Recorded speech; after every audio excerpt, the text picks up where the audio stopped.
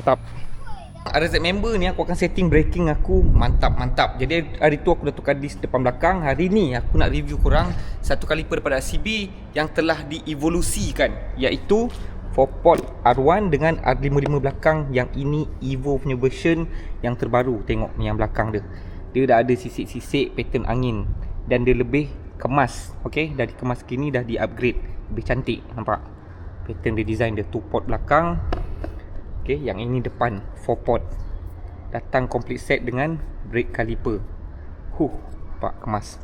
Yang ini dah siap bracket ya. Aku dah ambil siap bracket depan untuk 267 punya disc. Okay. Lepas tu dia punya hose dia pun aku pakai yang depan belakang yang terbaru punya S-series punya stainless steel. Lebih kemas lah. Kau boleh tengok kat sini. Yang ini memang aku nak matchingkan dengan cover set MX King 2025 original aku ni.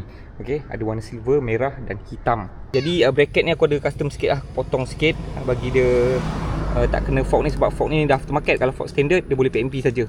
Ni kena lay sikit saja. Korang tengok okay.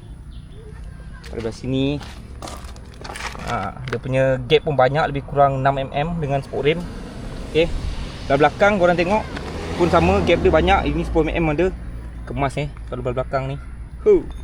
Cuma belah belakang ni disc dia 200mm tak ngam. So ada ruang lagi atas. Perlu tukar disc 220. Cantik lah.